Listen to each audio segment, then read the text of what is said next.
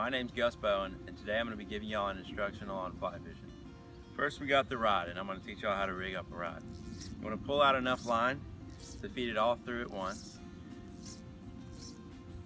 Once you've pulled out enough line, go to the end of your line where it connects to the leader and double that fly line over, like this. The thing you're going to do is feed that line through all of the eyelets, all the way through the top. Make sure you don't miss any eyelets, because you're going to have to restart entirely if you do. Now that we've rigged our rod, it's time to focus on the cast. First and foremost is the grip. The grip of your rod, you want to hold your rod almost like it's a bird. Not too tight where you're going to kill the bird, but not too loose where it's going to fly away. You want your thumb pointed down at the end of the rod, as it's almost like an extension of the rod itself. Alright, next thing is your stance. Your stance, you want to be about shoulder width apart, and if you're right-handed like me, you want your left foot pointed forwards and your right foot open in the back. You want to be comfortable in your stance, and you're going to be shifting weight a lot as you're casting. The next thing is the movement of the cast itself. First, with your wrists, you want to have minimal wrist movement.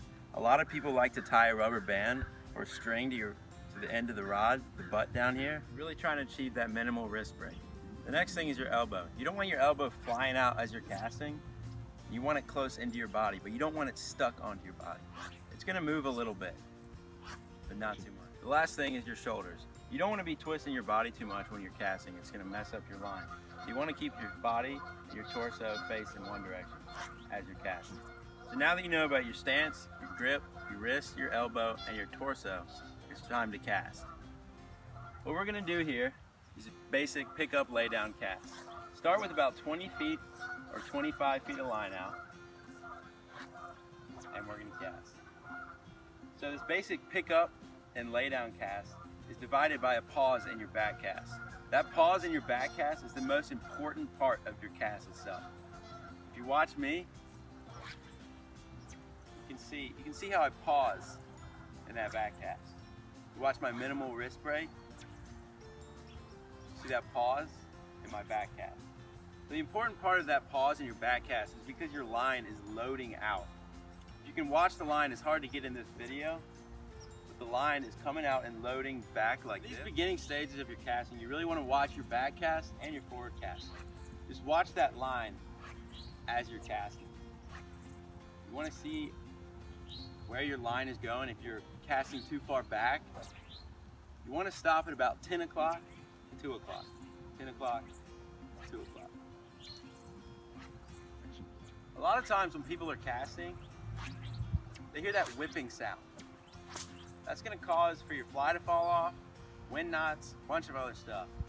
When you hear that whipping sound, it's because you're not holding long enough for your back cast or your forward cast.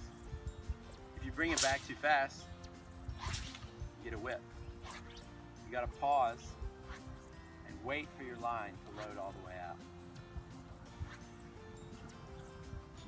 Once you start to get the fundamentals down of your cast, really start focusing on perfecting those loops and perfecting that line speed in your back cast. You can also start aiming at specific things in order to work on your accuracy and your performance of the cast. The next cast is the roll cast. The roll cast uses the friction of the line on the water in order to fling your line back out. If you got trees behind you, or if you have limited casting space, the roll cast can become very handy. So what you want to do in this roll cast, you have a certain amount of line out, however 20, 30 feet. Bring your rod tip up like you're talking on the phone, and your line's going to create this D loop right here. Once you have this loop, flick it back forwards, and you cast that line out. So here it is again. It's like you're talking on the phone, and you flick that line forward.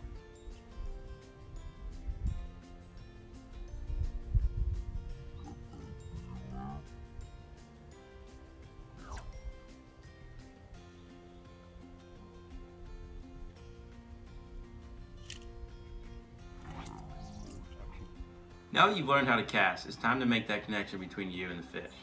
Right here you got your reel with the line on it and your leader connected to it.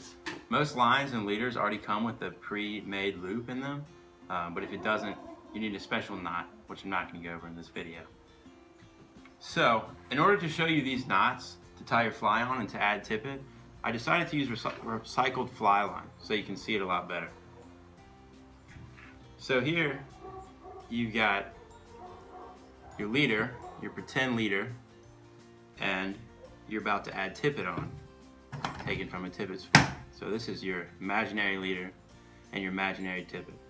So the knot that you're going to tie here is the surgeon's knot, and to start this knot, you want to have a little bit of excess, overlap them, and you fold them over each other to create this loop right here. And you got your tag in from your tippet and your tag in from your leader right there. So this is the line, this is the leader that's connected to your reel, and this is the tippet that you're adding on. So once you have this loop created with these two tag ins, what you're gonna do, since this is your tippet side, you're gonna wrap it through the hole once,